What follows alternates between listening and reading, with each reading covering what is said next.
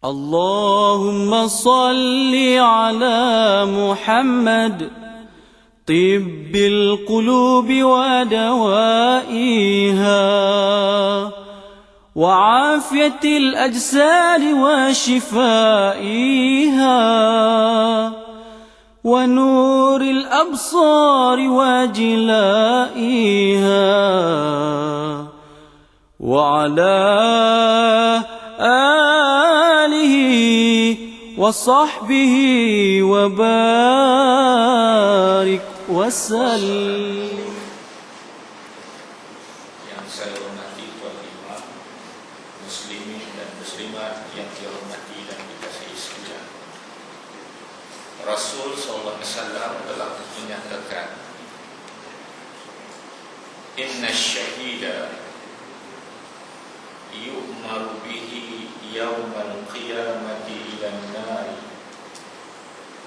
fayaqulu ya Rabb ustushhidtu fi sabilik fayaqulu Allah Ta'ala bal aradta an yuqala fulan syija' wa qad qila zalika wa zalika ajruka."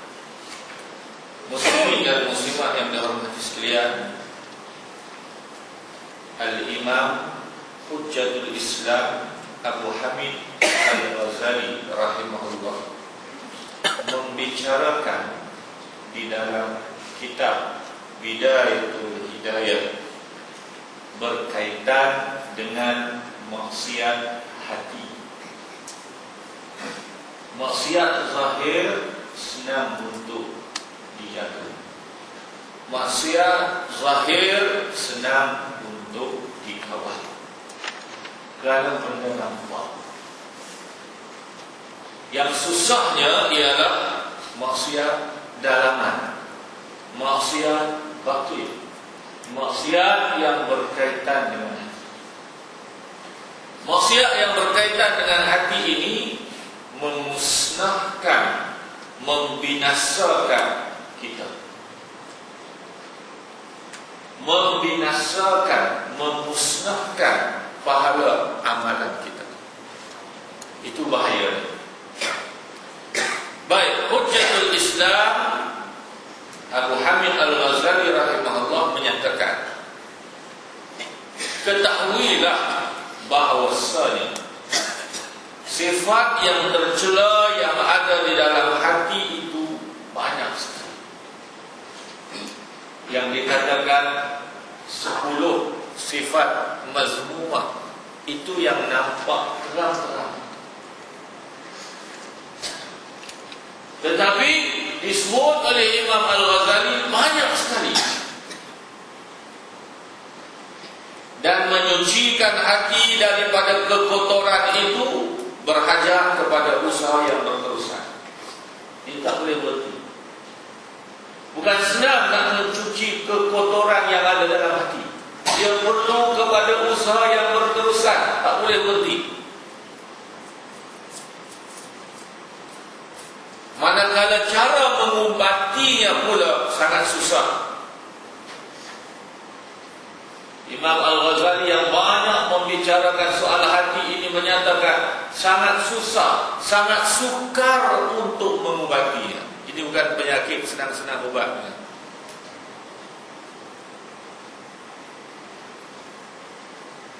Dan telah hilang pula ilmu dan amal yang mesti diikuti untuk membersihkan hati, kerana orang telah melupakannya. Ilmu berkaitan menyucikan hati, perbahasan berkaitan menyucikan hati ini hilang. Orang lupa nak membicarakan tentang hati ini. Orang asyik memperbetulkan zahir amalan. Nampak sangat orang asyik memperbetulkan zahir amalan. Dia jaga rambut selai tak boleh nampak bila pakai celebuk. Zahir amalan, yes, itu perlu diutamakan, dilakukan, diteliti. Dia jaga rukuk, dia jaga sujud, dia jaga bacaan Fatihahnya. dia jaga bahu kirinya ketika tawaf. Ya, itu betul. Dalam masa yang sama, dia lupa untuk memperbetulkan hatinya. Dalam masa yang sama, ilmu berkaitan memperbetulkan, menyucikan hati ini seolah diabaikan. Imam Al-Ghazali rahimahullah menyebut, kerana orang telah melupakannya dan mereka terlalu sibuk dengan menghimpunkan perhiasan dunia zahir. Mereka terlalu sibuk untuk memperbetulkan zahir amalan yang mereka persembahkan kepada Allah Subhanahu wa taala. Dalam masa yang sama mereka lupa tempat tumpuan utama Allah Subhanahu wa taala ialah hati.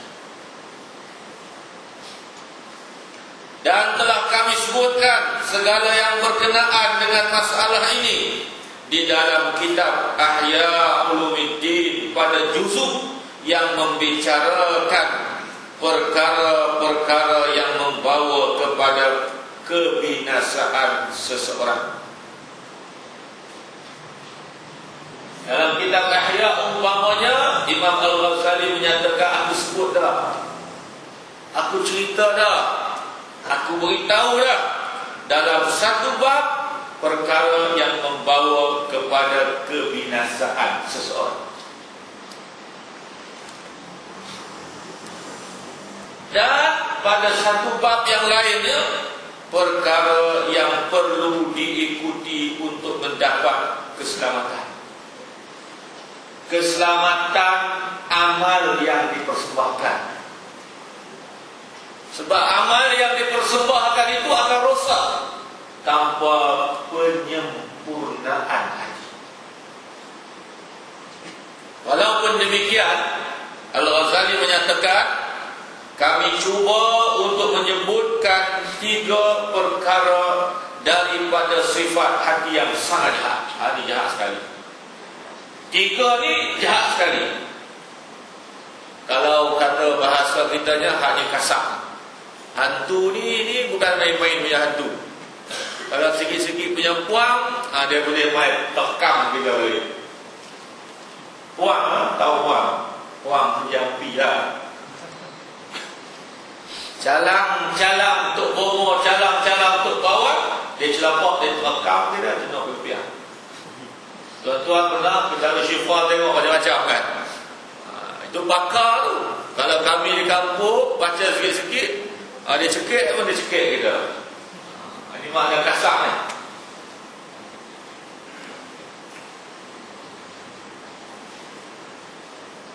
Tiga perkara daripada sifat hati yang sangat jahat,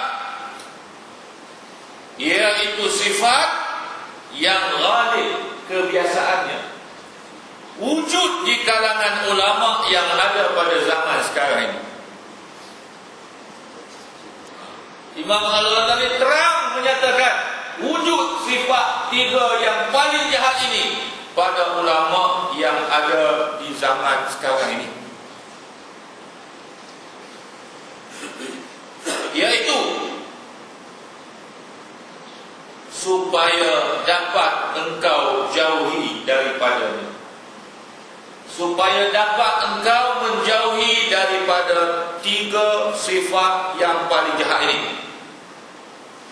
Sifat itu membawa kepada kebinasaan diri dan merupakan punca-punca bagi beberapa sifat tercela yang lainnya.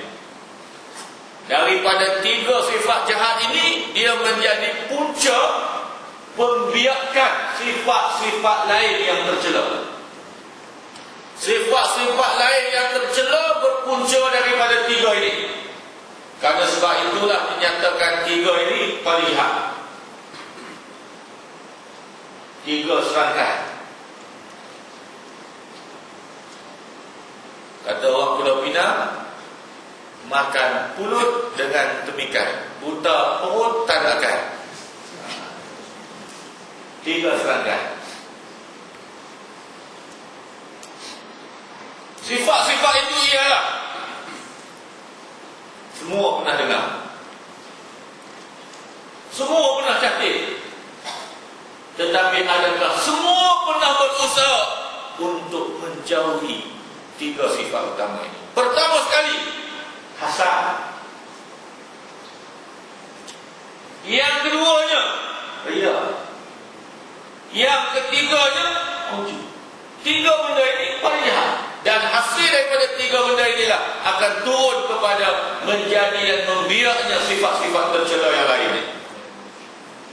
Maka bersungguh-sungguhlah engkau, wahai Syekh Muhammad Nazri bin Syekh Ahmad. Dia kena sebut selalu nama saya ni sebab orang silap-silap sedikit. Ada tulis Syekh Muhammad Nazri, tak apalah tukar R dengan L. Saya sebut dah bulan puasa yang lepas di salah satu surau di daerah Kelang, dia tulis Ustaz Syekh Muhammad Noli. Lari jauh sangat. Ya, kita tahu ada Hajar Syarifah Noli. Ini Ustaz Syekh Muhammad Noli. Sampai saya terpaksa memperbetulkan. Tak apalah, kita sebut selalu. Bersungguh-sungguhlah engkau, wahai Syekh Muhammad Nazri, dalam membersihkan hatimu daripadanya. N-A-Z-L, L lembu, London.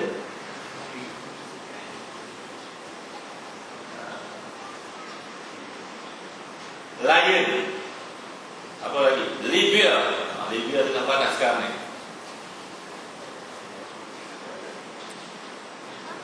Maka bersungguh-sungguhlah engkau, wahai Syekh Muhammad Nazri bin Syekh Ahmad bin Syekh Ibrahim bin Syekh Saleh bin Syekh Osman. Itulah, itu ada satu adik-adik belah sini mana-mana lah. Dalam membersihkan hatimu daripadanya, yakni daripada tiga sifat yang paling jahat itu. Maka bersungguh-sungguhlah engkau, Tuan Haji Muhammad Ghazali bin Abbas. Hari ini baru saya dapat tahu nama penuh, sebab saya tu belek tu tadi. Tidak saya dengar orang kata Cik Mat, orang kata Haji Ghazali, orang kata Haji Ahmad Ghazali. Hari ini kalau itu betul lah saya, betul saja. Bersungguh-sungguhlah engkau, sesiapa juga, di dalam membersihkan hatimu daripadanya. Kerana apabila engkau telah dapat membersihkan hatimu daripadanya, yakni daripada tiga sifat yang paling jahat itu, engkau akan dapat menjauhkan diri daripada sifat keji yang lain. Yang lain itu boleh hilang seandainya kita berjaya untuk menjauhi daripada tiga sifat jahat yang utama ini.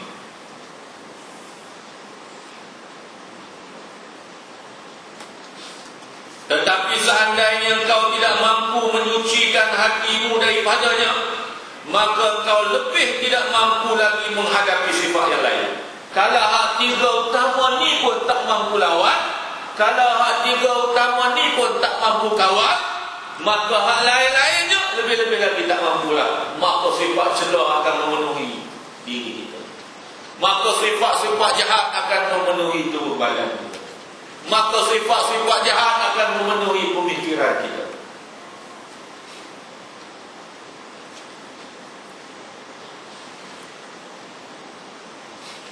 Dan janganlah engkau beranggapan bahawa apabila engkau sudah mempunyai niat yang baik dalam mengaji ilmu, berarti engkau telah selamat daripada segala sesuatu yang berbahaya.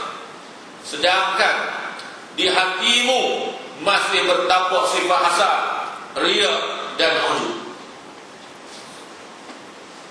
Kita jangan rasa yang kita ini niat baik untuk mengaji ilmu, semata-mata untuk mengaji ilmu, niat untuk belajar ilmu, ya, duduk untuk belajar, ya, duduk untuk mengaji. Tapi dalam masa yang sama, Imam Al-Ghazali menyatakan, di dalam hatimu masih bertapak sifat hasad. Dalam duk mengaji ni ada hasad, dalam duk mengaji ni ada riya. dalam untuk menuntut ilmu, menadah kitab ini, ada ujub. Bahaya. Rasul SAW menyatakan,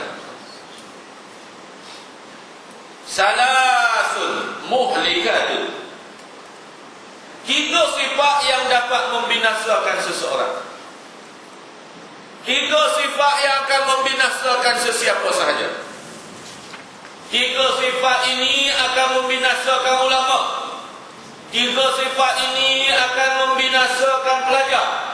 3 sifat ini akan membinasakan rakyat. 3 sifat ini akan membinasakan raja.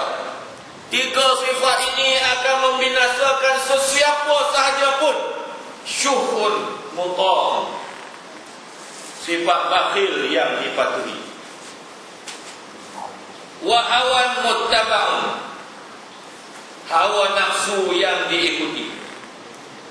Wa i'jabul mar'i bi nafsihi, dan merasa bangga dengan diri sendiri. Merasa bangga dengan diri sendiri, terjemah dia ialah perasaan. Senang ayat terjemah bangga diri, ujub ialah perasaan. Dia perasan kata dia hebat, dialah ulama yang hebat.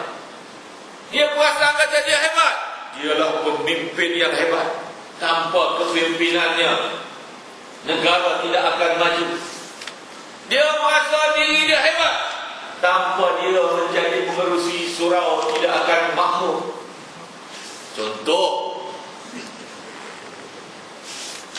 dia merasa diri dia hebat, dialah ulama yang berjaya untuk menghadirkan orang ramai di dalam surau dan masjid. Aku kalau kecil-kecil surau aku tak pergilah, sebab orang yang nak dengar ceramah aku ramai, 1000.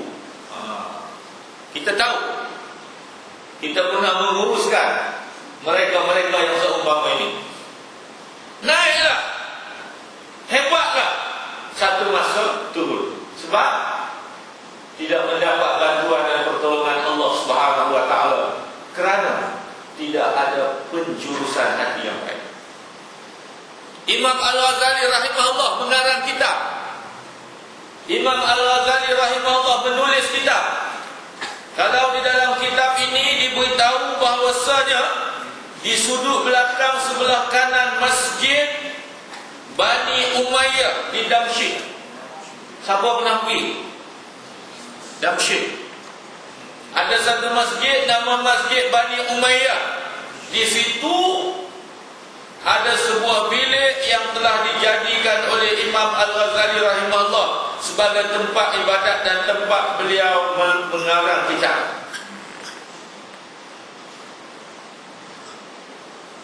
Keikhlasan beliau mengarang kitab, bukan orang Melayu saja baca. Kitab yang berasal daripada bahasa Arab ini, seluruh dunia.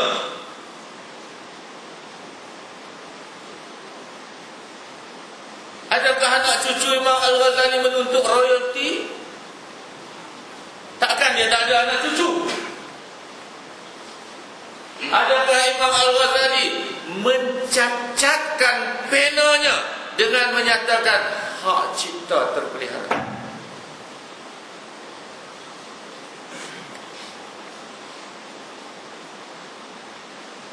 Sekarang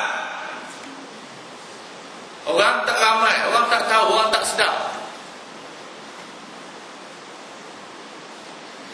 Ustaz Syed Muhammad Nazri, dia tak kenal pun, tak tahu pun. VCD, DVD, tak ada pun bercambah-cambah di kedai, di tempat-tempat orang jual, tak kenal pun. YouTube adalah sikit-sikit. Tak ramai. Tapi bila ramai, orang jual sana, orang jual sini, orang jual sana, orang jual sini, orang jual sana, orang jual sini, bertimbul-timbul. Akhirnya Ustaz Syed Muhammad Nazri buat satu pengumuman, hanya saja yang merakam dan menjual ceramah saya ialah syarikat ... Orang lain haram. Kita dengar benda-benda yang macam itu. Baik, hadis yang saya sebutkan tadi akan membicarakan tentang apa yang saya nyatakan. Keikhlasan beliau, keikhlasan Imam Al-Ghazali rahimahullah ini yang menulis bukan kitab ini sahaja, bukan beliau sahaja, lagi ribuan ratusan ulama yang lain yang betul-betul ikhlas daripada hatinya menulis semata-mata untuk mengajak menyeru manusia kepada kebaikan dengan mereka berusaha untuk mengambil sedikit manfaat daripada apa yang dinyatakan oleh Rasulullah SAW. Apabila matilah seseorang daripada kamu, terputuslah segala amalan mereka, melainkan ilmu yang bermanfaat.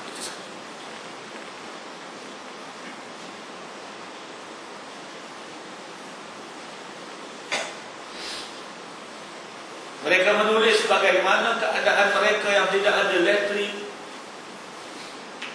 Ikhlas, betul-betul ikhlas.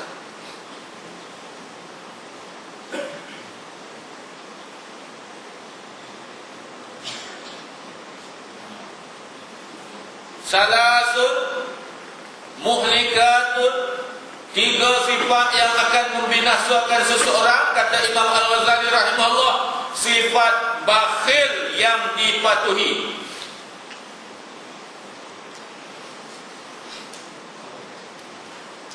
Sifat hasad adalah sifat yang bercabang daripada sifat bakhil. Hasad dia dengki, busuk perut. Bahasa orang utara kata busuk perut. Kedengki.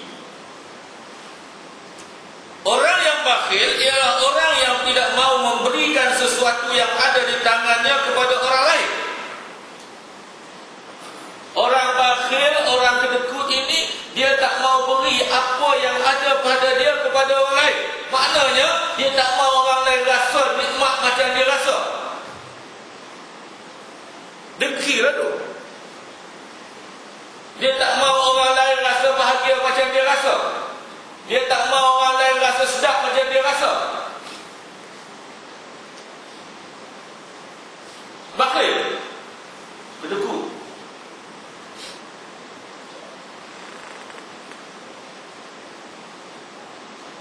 Dan syahih, bersangatan bakhil.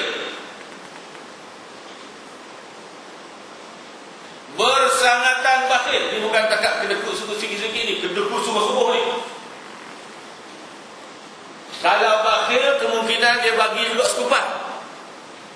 Yang ini kedekut sangat ni, bakhil sangat-sangat ni, sekepiang dia tak bagi. Dia beza sekumpang dengan sekepiang.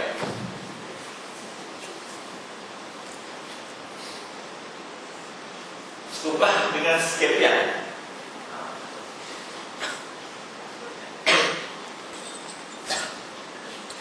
Bersangatan bakhil ini bahaya.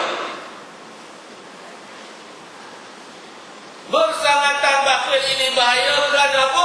Kerana dia akan rasa semua ni hak milik dia belakang.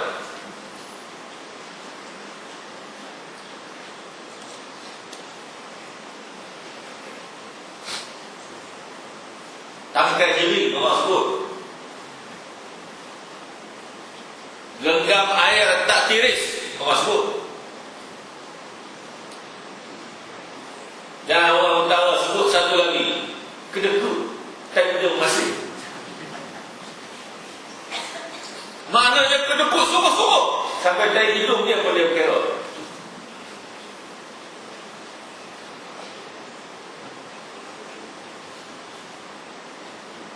Bakhil ataupun bersangatan bakhil ini sangat berbahaya. Kenapa? Kerana orang yang bersangatan bakhil ini ialah yang tidak mau melihat kurnia Allah Subhanahu wa taala atau perbendaharaan Allah Subhanahu wa taala yang sebenarnya bukan perbendaharaannya terjurus kepada sesiapa sahaja daripada hamba Allah. Sampai kepada peringkat dia rasa yang hak Allah itu hak dia juga. Dekut.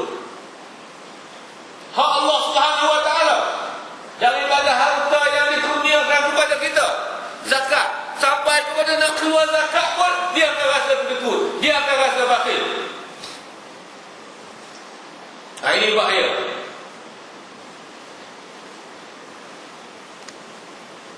Ada kawan nak keluar zakat, dia rasa kedekut.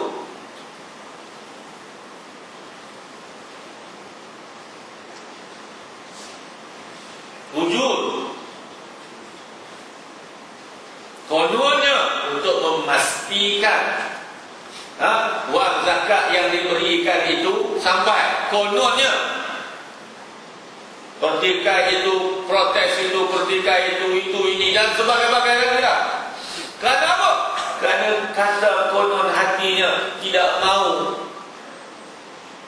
apa yang diberikan itu akan menyebabkan orang yang menerima zakat itu senang, mewah. Memang kita nak beri mereka senang. Daripada kesusahan mereka itu, kita nak bangunkan jadi mereka senang. Itu dia sebenarnya fungsi zakat. Islam agama kasih sayang.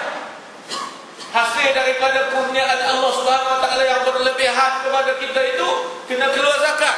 Bayang, kaji, selidik siapa yang layak menerima zakat. Semua orang susah, semua orang yang layak untuk menerima. 8. Semua itu perlu.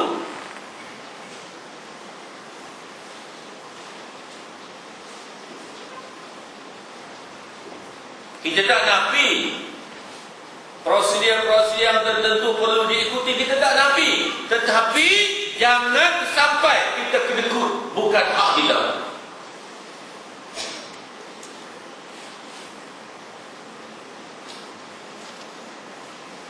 Saya pernah cerita mungkin, orang datang jumpa untuk tolong jumpa dengan pegawai zakat, pusat zakat untuk menyelesaikan masalah. Ada borang, ya itu prosedur, kita boleh ikut.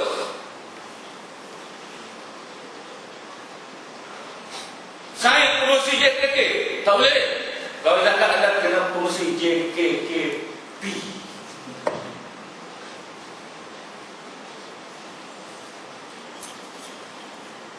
Pengurusi JKKP pula, dia rasa kuasa dia lebih besar daripada kuasa Allah. Dia menilai orang miskin ini, kelayakan orang miskin ini daripada. Dia kata macam mana nak saing, tengok kuat sangat dia pegang daerah belah sana.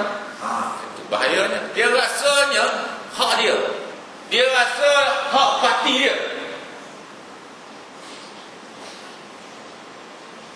Kena buat hak orang.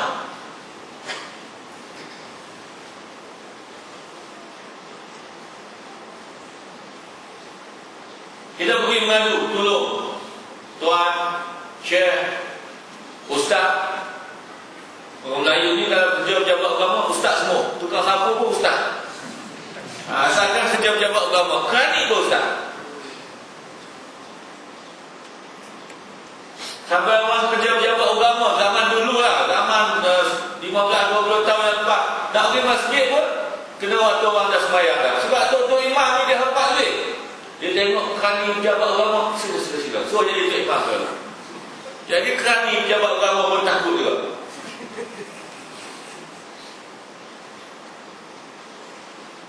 Kita panggil tuan, kita panggil syekh, kita kata tolonglah.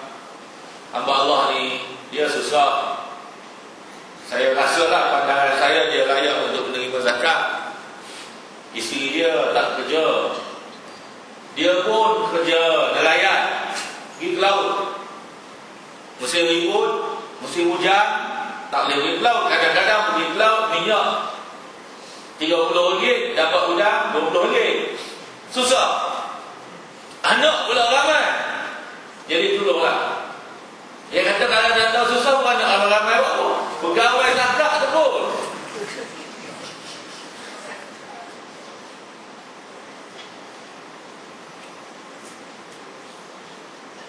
Maka kadang-kadang orang yang miskin, orang-orang yang tak mampu ini, dia terpaksa untuk membesarkan anak dia. Saya pernah membantu seorang perempuan yang ditangkap di pasaraya.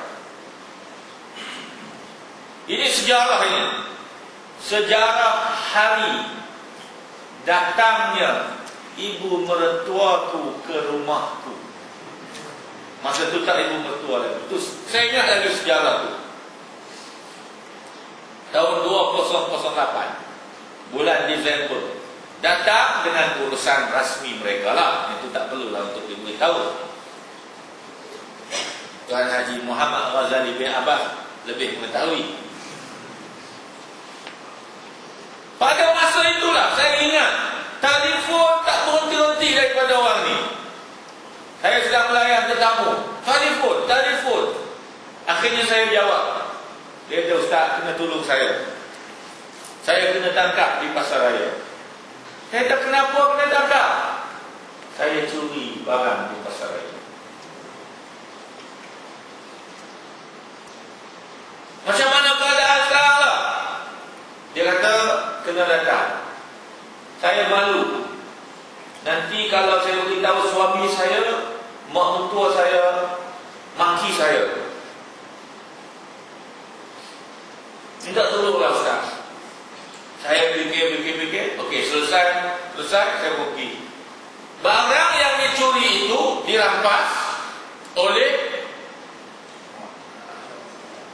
apa itu? Pengawal keselamatan itulah. Dia rampas barang. Kemudian dia nak ganti rugi RM1,000. Barang yang dicuri itu tak sampai pun RM200. Dia tak tahulah undang-undang apa dia pakai. Kalau tak bayar RM1,000, dia akan pakai tulis. Untuk mengelakkan daripada berlaku masalah yang besar, saya pergi dan saya lihat barang yang dicuri ialah susu anak.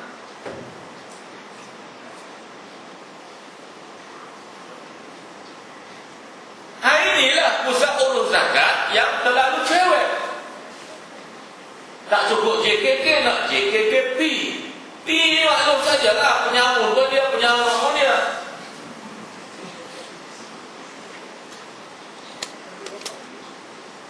Itu prosedur. Di negeri-negeri yang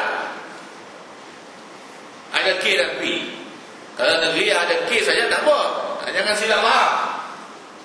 Yang ada P ni datang daripada mana kita tak tahu. Pengacau, penyebu.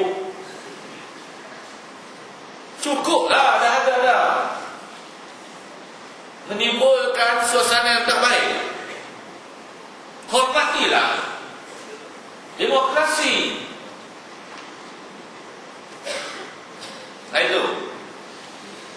Digaduh orang tu beranak ramai. Sedangkan muslimin dan muslimah yang hormati sekalian, duit zakat itu cerita lah. Dalam negara kita itu cerita lah. Menggunungnya, menjulang ke awannya. Saya pernah cerita mungkin seorang makcik tua yang datang ke pejabat agama. Saya berada di pejabat agama daerah, sebutlah daerah mana. Saya datang ke pejabat agama daerah bawa seorang perempuan untuk temuduga nikah dan neneknya untuk bercerai. Tu nak bercerai, cucu nak nikah. Saya bawa. Dalam kereta tu nasihatlah, tu tak salah, ni cucu nak nikah, nak bercerai apa? Nak bercerai juga. Saya ceritalah sebab-sebab dia. Okey. Dalam masa itulah datanglah makcik tua ini pergi kepada seorang pegawai. Dia kata makcik nak minta zakat. Itu bahasa dapur dia sebut zakat, kita sebut zakat. Pegawai itu kata apa? Ini pejabat agama, bukan pejabat zakat. Kalau nak zakat, makcik kena pergi pejabat pusat urus zakat. Dia sebutlah tempat sekian-sekian. Makcik ni kata takkan kat sini tak ada. Sebab makcik nak pergi sana jauh. Makcik bukan ada motor, tak ada kereta. Datang dengan bas. Bas tu bukan ada selalu.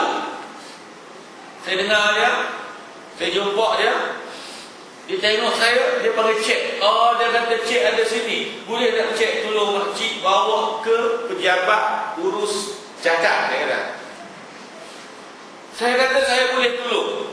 Tapi makcik kena tunggu dulu. Sebab saya nak selesaikan dua urusan ni. Makcik ni kata tak boleh tunggu sebab sat lagi makcik nak pergi kerja. Kerja lagi jadi tukang sapu di kilang. Akhirnya saya kata dekat makcik tu, esok saya boleh tolong. Hari ni tak boleh. Makcik balik dulu.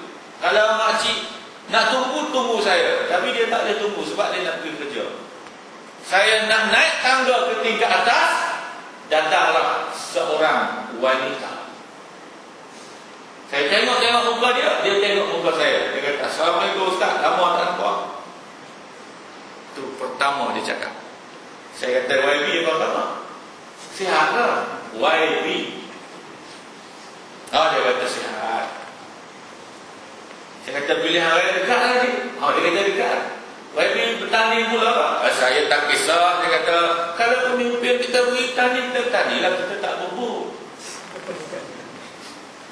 Yang dia tanya saya, Ustaz tak tanding lah. Saya tengok kita lawan dua. Okey, ada kita pergi tempat lain lah. YB ni terus pergi jumpa pegawai tadi juga. Dia kata beri saya borang zakat 15 lebih. Dan pegawai pejabat agama tebuk keluar borang zakat bagi kan. Saya turun balik. Saya kata kenapa makcik tadi minta borang zakat tak boleh bagi? Ini bukan pejabat zakat, ini pejabat agama. Kenapa tak suruh YB pergi? YB ada kereta, ada pemandu. YB ni buat zakat. Dia kata kenapa Ustaz? Saya kata tadi makcik seorang tadi minta borang zakat, dia tak mau bagi. Dekat YB dia bagi. Tak boleh buat macam tu, tak boleh buat macam tu. Mana makcik tu? Ada yang bercari di luar. Lambat siap. Salah guna kan? Jadi orang-orang yang memerlukan ini tidak diberi perhatian. Banyak lagi. Di Pulau Pinang, di balik pulau, saya pernah melihat dan menyaksikan di mata kepala saya sendiri orang Melayu beragama Islam berbaris di pusat akhlak Buddha ini. Kerana tiap-tiap bulan mereka bagi beras, mereka bagi kopi, mereka bagi gula. Tak kira lagi gereja-gereja yang beri duit ubat, beri duit sakit. Tak kira lagi gereja kuil yang ada mesin untuk cuci buah pinggang. Semua itu dilakukan oleh orang lain. Yang pegawai zakat, kedukut duit zakat, dia rasa macam duit dia. Hak tu tak boleh, hak ni tak kena. Beranak banyak salah. Buat apa jadi bengong, tongong, bangang sampai tu? Marah. Memang kita marah sebab mereka perlu. Baik.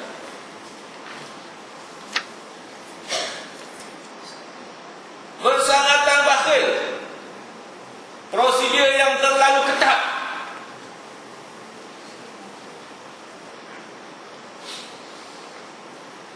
Tidak mau melihat kurnia Allah atas perbendaharaannya yang sebenarnya bukan perbendaharaannya, perbendaharaan Allah, hak Allah. Dia berasa kata dia punya. Duit zakat itu dia berasa kata dia punya, ikut suka peraturan dia nak buat. Tak perlu buat peraturan yang menyulitkan. Peraturannya ialah yang layak ialah 8 golongan. Itu peraturan, itu prosedur. Prosedur dia ialah 8 golongan ini layak, itulah peraturan, ikutlah itu. Kalau mereka ini memenuhi kehendak 8 itu, berilah. Apa perlu penokok tambahan lagi seperti mana yang saya sebut? Dah memang susah, dah memang boeh, dah memang miskin, dah memang perlu. Kenapa lagi nak sokongan JKKP? Why? Kenapa? Itu soalannya. Mereka akan menjawab ini prosedur.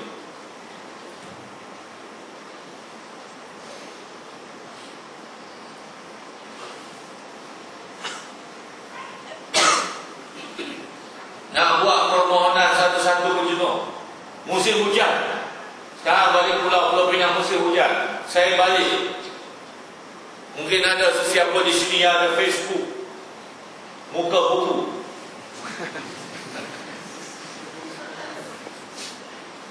Boleh capit tengok Facebook saya, Said Nazli Said Ahmad, tak ada Muhammad. Said Nazli Said Ahmad. Tengok, banyak gambar dalam tu. Kita pergi ziarah satu keluarga. Ada naik sampai atas bumbu, bocor sana, bocor sini. Buat permohonan kepada pusat urus zakat. Sampai sekarang, hujan, tirik. Tak. Sampai lagi untuk sini. Tak selesai lagi. Hujan bukan nak berhenti. Hujan bukan nak tambur.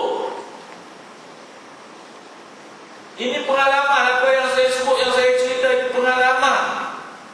Sampai sekarang ada anak kurang upaya.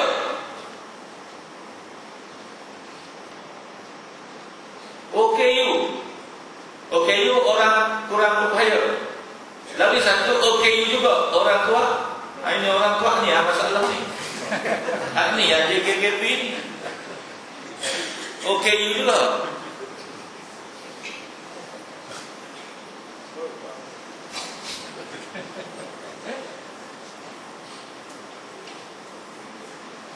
Baik. OKU tak lulus bantuan kepada OKU, bayangkan. OKU tidak mau menandatangani borang untuk beri bantuan kepada OKU. Oh, ini masalah besar. Sampai sekarang, alhamdulillah, dalam jelah kita usaha demi usaha itu, akhirnya kita dapat pertolongan, bantuan daripada Allah SWT menggerakkan hati seorang presiden kepada sebuah NGO. Itu pun majlis penyerahan akan dilaksanakan pada 4 hari bulan 12. Akan diberi bantuan kepada 2 buah rumah itu. Bantuannya 500 ke 1000. 1000 ke bawah. Saya rasa cukup lah untuk nak buat bumbung rumah tu. Dah syukur lah. Bukan saya nak sebut, bukan saya nak kempen lah. Bukan saya nak beritahu, nak membangga-banggakan nama orang tu. Dia pun tak boleh saya sebut nama dia. Tetapi keprihatinannya, apabila dia selalu jumpa, kita maklumkan, dia mengaturkan satu pertubuhan, satu majlis untuk membantu golongan yang memerlukan ini. Alhamdulillah. Datuk Seri Abdul Rahman Maili dan beliau bersama sebuah NGO lah akan membantu, termasuk Sunway Group. Mereka akan pergi ke tempat kampung yang saya sebutkan itu. Alhamdulillah lah. Tak ada prosedur apa, cuma nak gambar, tengok gambar, itu je. Tak ada JKP, tak ada JKN, tak ada, semua tak ada. Sedangkan itu tanggungjawab siapa sebenarnya? Baik.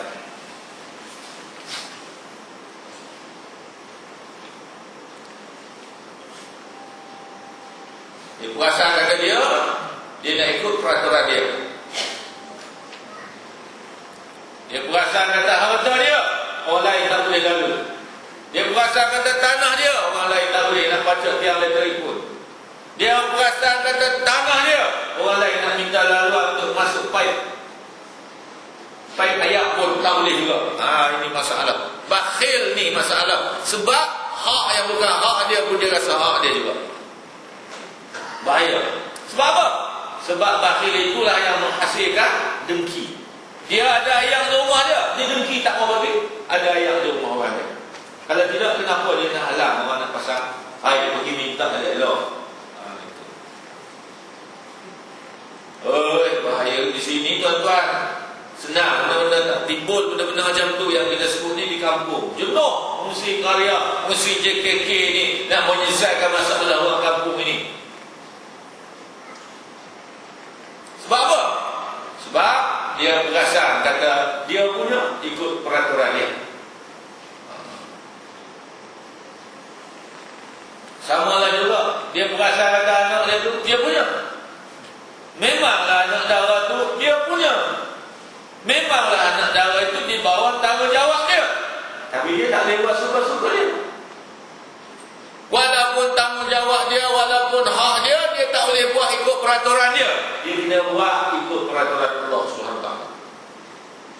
Peraturan Allah SWT sampai masa, sampai ketika, tengok reaksi, tengok gaya, layak untuk dinikahkan, nikah. Dia tak mau ikut peraturan Allah, dia nak ikut peraturan dia, anak dia. Aku nak bagi mengaji sampai habis, aku nak bagi belajar sampai habis, aku nak rasa sikit daripada kerja-kerja dia itu, baru nak pergi nikah. Menyebabkan bermasalah lah anak dia itu. Zaman sekarang ni, dia cepat apa orang sebut? Dia cepat matang. Budak-budak zaman dulu macam dululah sampai umur 14 tahun tak tiap bom lagi. Zaman sekarang ni umur 12 tahun, umur 10 tahun pandai belakang. Sebab berbagai sebab. Isu-isu berkaitan dengan hubungan manusia ini terlalu di luar kelambu sangat. Mak ayah beli Sahabat Utusan Malaysia, mak ayah beli Harian Metro. Dia nak baca seorang-seorang dia. Dia letak di ruang tamu. Mari anak umur 10 tahun dia balik, dia baca. Dalam Harian Metro cerita sampai dalam kelambu. Cerita sampai dalam kelambu. Kalau cerita sikit-sikit tak apa, cerita sungguh-sungguh. Soal jawab agama. Soal jawab agama tu pun tanya sungguh-sungguh, jawab sungguh-sungguh. Iyalah kita jawab sungguh-sungguh lah. Tapi yang malah ialah kita ini yang tidak memikirkan kalau anak aku baca ni.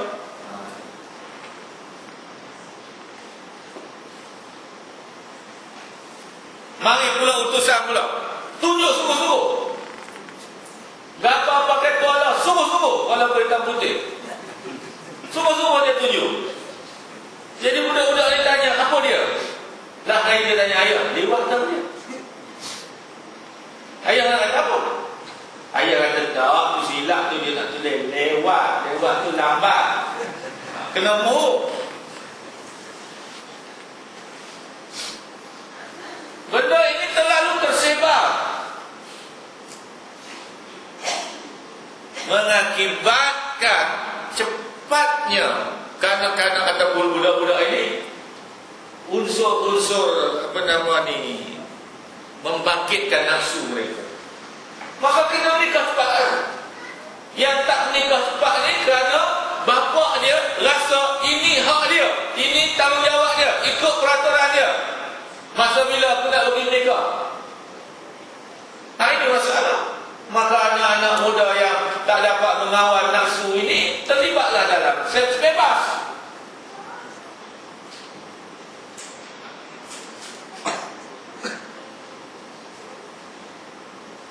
Bangi ni top lah. Taman Tasik Cempaka selalu sangat masuk dalam apa itu mastika itu top.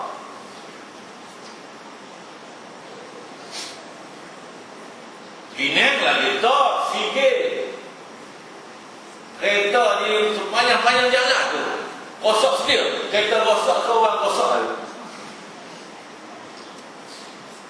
Saya tak kata kereta rosak, saya tak kira orang rosak. Saya kata orang yang sedang dirosakkan. Jadi saudara sekalian, muslimin dan muslimat yang dirahmati sekalian, apabila kita ada sifat bakhil, kedekut yang melampau, ialah dengan kita rasakan yang hak ini adalah hak kita, ikut peraturan kita, kedekut yang melampau. Ada anak dara pun kedekut yang melampau, mengakibatkan rosaknya meluah anak-anak dan sebagainya. Dan anak tu kenal kat lelaki tu, Bapak dia pula tak berkenan, ibu dia pula tak berkenan. Jadi masalah yang menyebabkan mereka bercinta ni, Allah tahu tak? Dia kadang-kadang orang perempuan juga lah, terlalu cepat untuk nak rasa dirinya dikasihi. Terlalu cepat. Apabila dia rasa dirinya dikasihi, dia akan merelakan segala-galanya. Lagi satunya dia pantang puji.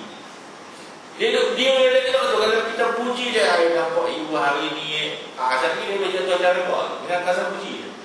Dia riu. Ini masalah. Bapa dan ibu pun bermasalah juga,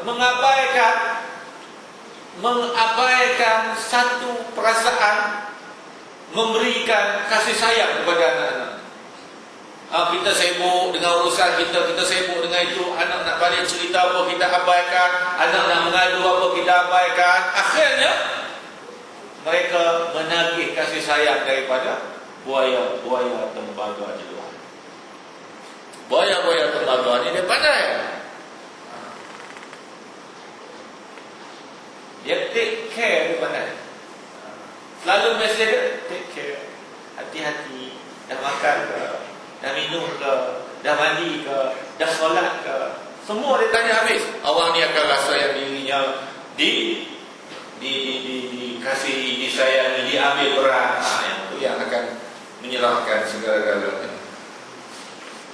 Rosak. Kenapa? Karena adanya sifat dan perasaan bakhil yang teramat daripada pengawal ini.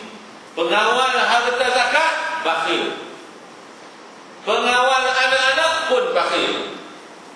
Dan banyak lagi kawalan-kawalan yang lain yang bakhil, yang menyebabkan berlakunya sesuatu yang tidak baik.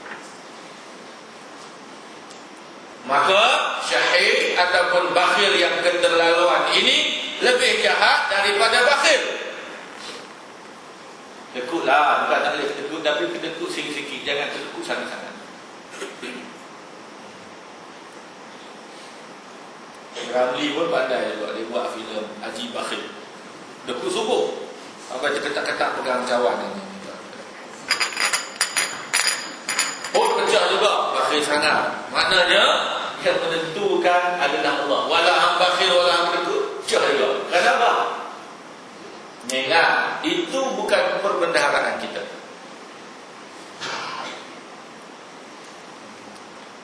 Tapi bakhil-bakhil pun main dengan cikgu. Cikgu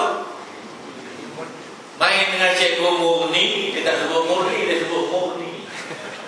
Dia ada idram, dia sebut murni. Main dengan cikgu murni, habis.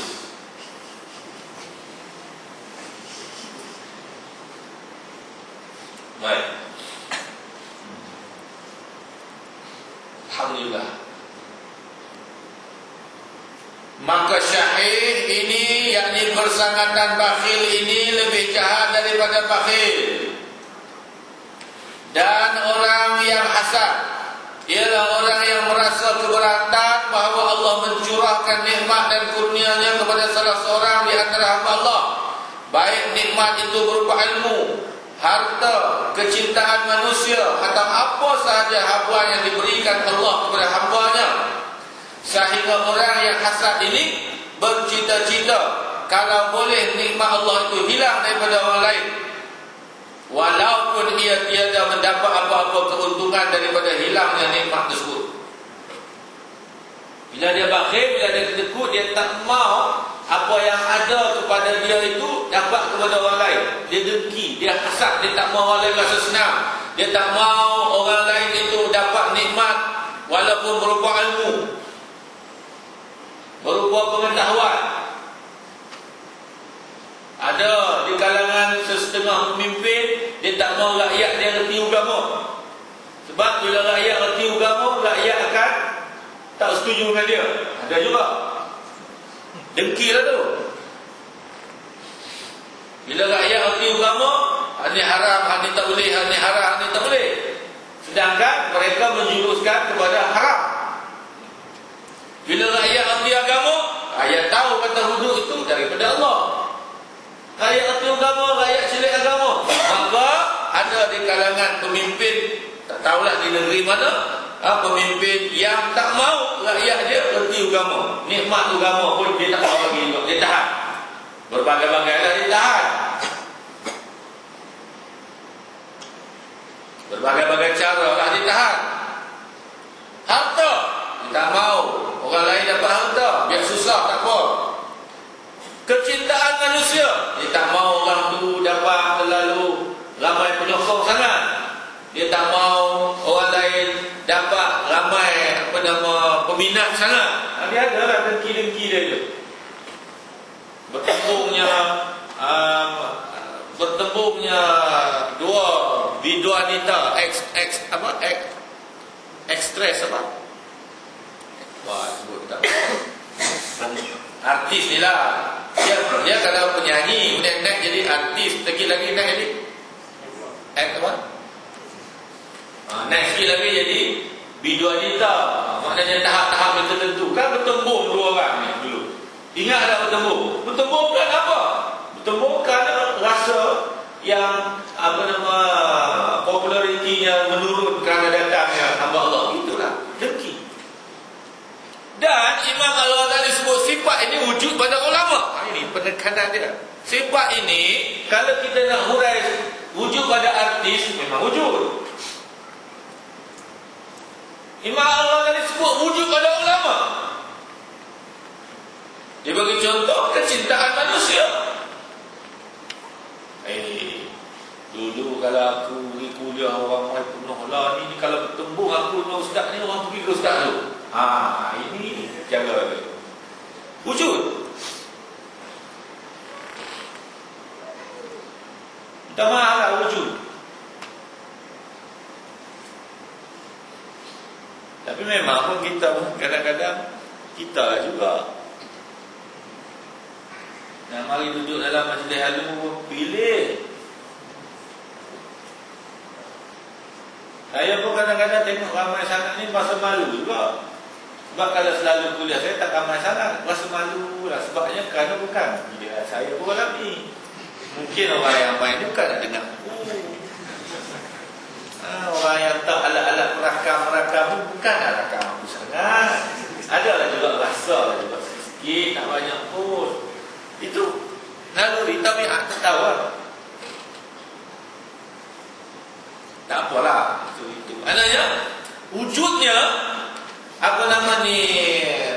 rasa cemburu, rasa hasad untuk nikmat yang dikurniakan Allah kepada seseorang di antara hamba-Nya itu, sama ada nikmat ilmu, sama ada nikmat harta, kecintaan manusia atau apa sahaja habuan yang diberikan Allah kepada hamba-Nya.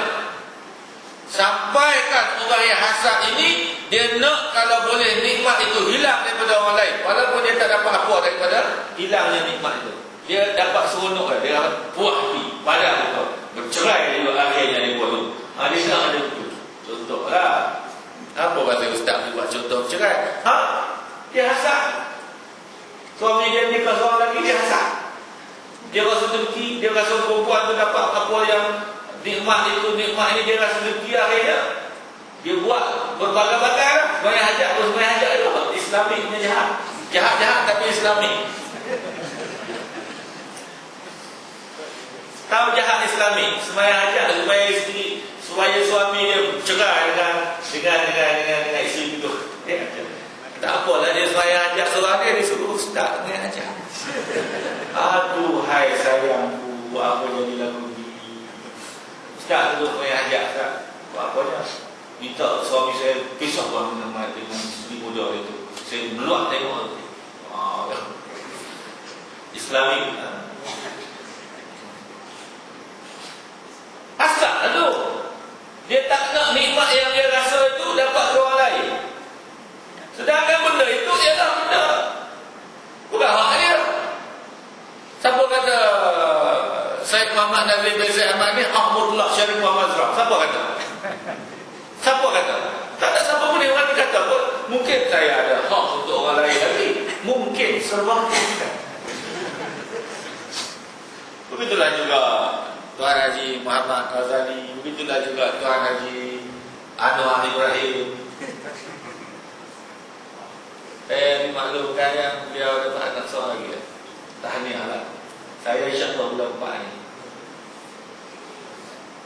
Maknanya kita kena ingat yang benda itu perbendaharaan Allah, bukan hak kita. Buat apa yang kita nak dengki sangat, buat apa kita nak cemburu sangat, buat apa kita nak iri hati sangat. Sedangkan kita tak dapat apa pun, hanya dapat seronok, puas hati, padan kau, cerai juga akhirnya. Apa kita dapat? Baik. Maka sifat hasad ini adalah kejahatan yang luar biasa. Oleh kerana itu Rasul SAW menyatakan al-hasadu ya'kulul hasanati kama ta'kulun narul hatab. Sifat hasad itu memakan akan pahala kebaikan seperti api memakan kayu bakar. Sifat hasad yang ada dalam diri saya, yang ada dalam diri tuan-tuan, yang ada dalam diri siapa pun akan memakan segala pahala amal kebaikan yang kita lakukan. Rasulullah SAW beri ibarat seperti api memakan kayu bakar. Macam itulah lahapnya sifat hasad ini, memakan, meratap pahala amal kebaikan yang kita lakukan. Jadi bahaya muslimin dan muslimat yang dihormati sekalian, bahaya yang teramat sangat sifat hasad ini, bahaya yang teramat sangat sifat dengki ini.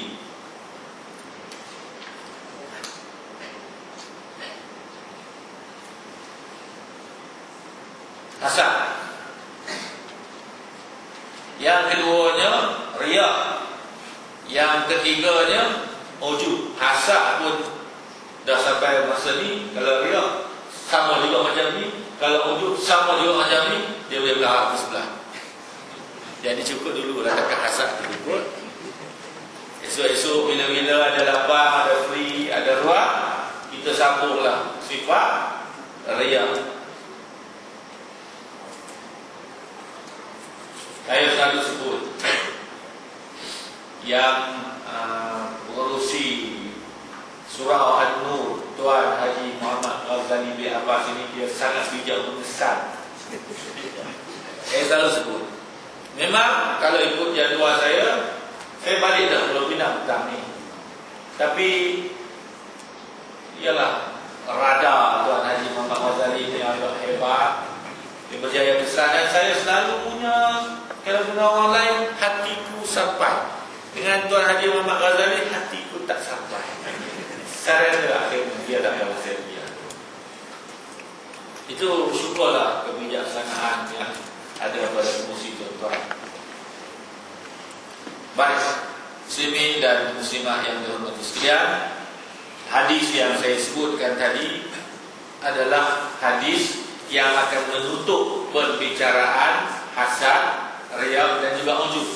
Oleh kerana tak sampai pun ke tahap itu, maka hadis itu kita taruhkanlah untuk pertemuan kita yang akan datang. Maka berhati-hatilah muslimin dan muslimah yang dihormati sekalian daripada tiga sifat yang paling jahat ini, tiga sifat utama yang paling jahat ini. Kerana dengan tiga sifat utama yang paling jahat inilah akan membiaknya sifat-sifat tercela yang lain yang akan terus berada di dalam diri kita, tubuh badan kita. Pikiran kita akan jadi pikiran yang jahat, perilaku kita akan jadi perilaku yang jahat, tindakan kita akan jadi tindakan yang jahat, penulisan kita akan jadi penulisan yang jahat, ucapan kita akan jadi ucapan yang jahat, hasil daripada tiga sifat utama yang jahat itu. Maka berhati-hatilah, kerana ia akan memusnahkan segala impian kita untuk mendapat syurga Allah Subhanahu wa ta'ala. Bukan senang. Nak mati syahid pun bukan senang. Hadis ini membicarakan tentang syahid. Allah. Kedua, Muammar Gaddafi, Libya. Kita tak tahulah kalau betul beliau meninggal dunia lah. matilah. Cuma yang saya nak sebutnya di sini ialah kalau mengikut laporan akhbar yang saya bacalah, ketika Colonel Muammar Gaddafi ini ditangkap, beliau ada membuat satu rayuan yang berbunyi anak anda. Maknanya bahasa lembut yang digunakan, jangan bunuh saya, jangan tembak saya. Itu rayuan. Dan dia ditembak juga. Adakah yang menembak itu wira? Adakah yang menembak itu wira? Soal jahatnya, soal diktatornya, soal apa penyelewengannya, bukan kita berhak untuk menjatuhkan hukuman. Jadi pribadi saya, orang yang menyerah diri, orang yang meraih, tidak layak lagi untuk kita buat, melainkan kita bawa kepada pengadilan. Kita tidak diberi kuasa oleh Allah SWT untuk menjatuhkan hukuman. Prosedur yang tertentu perlu dilalui. Bagi saya, dan saya rasa memang Rasulullah SAW pun tak buat macam itu. Sahabat Nabi pun tak buat. Ada di kalangan sahabat Nabi beritahu datang kepada Rasulullah, orang ini jahat, orang dalam perang, tiba-tiba bila kita nak bunuh dia mengucap syahadat. Mereka mempertikaikan kerana mungkin dia ucap syahadat, kerana dia takut dibunuh. Bukankah Rasulullah SAW menyatakan salah untuk membunuh dia, bukan hak kamu. Jadi itu yang berlaku. Mudah-mudahan kita harapkanlah rakyat Libya yang mungkin nakkan lebih baik akan mendapat lebih baik. Kita mahu seperti yang berlaku di Irak, rakyat Irak yang mencium tangan tentera Amerika, yang kencing di poster Presiden Saddam Hussein, yang menumbangkan segala-gala gambar patung berkaitan dengan Saddam Hussein kerana jahatnya, diktatornya, zalimnya. Akhirnya apa yang berlaku di negara mereka. Dan yang paling pentingnya, Saddam Hussein itu meninggal dan beliau mampu mengucapkan syahadat. Saya terang menyatakan, saya rasa terpanggil untuk benda ini diberi sedikit penelitian. Kerana saya rasa memang jahat. Kita baca sejarah zalimnya Saddam Hussein, kita baca sejarah. Tapi apabila beliau meninggal dan mampu mengucapkan kalimah syahadat, kita hayati hadis Rasul SAW, barang siapa akhir kalamnya la ilaha illallah dakhalal jannah. Ini hadis sahih. Confuse kita di situ. Saya rujuk terus kepada Tuan Guru Haji Nik Razi Nikmat. Saya selalu bersama dengan Tuan Guru Haji Nik Razi ni. Saya tanya dia, Tok, Saddam Hussein meninggal, Saddam Hussein zalim, Saddam Hussein kita baca diktator. Tapi saya nampak, saya lihat, saya tengok video klip Saddam Hussein mengucapkan kalimah syahadat sebelum meninggal dunia. Apa pandangan Tok? Tok kata, pandangan saya, pandangan kita semua ialah pandangan berasaskan kepada hadis Nabi SAW. Siapa nak menafikan? Jadi muslimin dan muslimah yang dirahmati sekalian, berhati-hatilah dalam apa juga. Kalau kita seronok, kalau kita bangga tumbangnya diktator, tumbangnya pemimpin zalim, tapi biar mereka ini diberikan proses pengadilan yang sewajarnya. Mudah-mudahan insya-Allah pertemuan kita pada malam ini adalah pertemuan yang akan memberikan kemanfaatan kepada semua, untuk kita mendapat kebaikan di dunia dan juga kebaikan di akhirat. Minta maaf anda ada terkasar bahasa, minta maaf anda ada saya menyentuh sesuatu yang mungkin tidak memuaskan hati sesiapa juga pun. Mudah-mudahanlah kita terus berdoa dan mengharapkan kepada Allah Subhanahu wa taala, biarlah persembahan amal ibadat yang kita lakukan ini diterima oleh Allah Subhanahu wa taala berasaskan kepada kesempurnaan di sudut zahir, dan doalah minta kepada Allah Subhanahu wa taala untuk untuk Allah menjaga dan mengawal hati kita supaya tidak pergi jauh, melainkan semata-mata melakukan kerana Allah Subhanahu wa taala. Saya meneruskan peringatan daripada Tuan Haji Ahmad Ghazali untuk tabung fi sabilillah. Anggaplah kemungkinan ini adalah amal kebaikan yang terakhir yang mampu aku lakukan. Jangan anggap mudah apabila ada peluang untuk kita mempersembahkan amal. Jangan anggap mudah apabila ada tabung-tabung sumbangan lalu di depan kita. Anggaplah ini mungkin peluang yang terakhir untuk aku melakukan amal kebaikan. Kerana Allah SWT akan menimpa amal kejahatan dan juga amal kebaikan yang kita lakukan. Dan seandainya beratlah amal kebaikan, fahuwa fi aisyatir radiyah, kita akan rasa cukup. Mudah-mudahan insya-Allah tuan-tuan akan terbuka hati untuk sepenuhnya pada malam ini memberi sumbangan. Saya tak tahulah fisabilillah itu maknanya yang diumumkan oleh Musi tuan-tuan. Kalau boleh banyak mana dalam poket, bagi semua. Anggap sebagai itu satu peluang murah. Kalau boleh, apa ada dalam poket, bagi semua. Tapi saya tak sebut poket atas, poket bawah kan. Makna apa yang ada dalam poket. Mungkin dalam poket atas sikit, dalam poket bawah banyak. Pilihlah yang tu.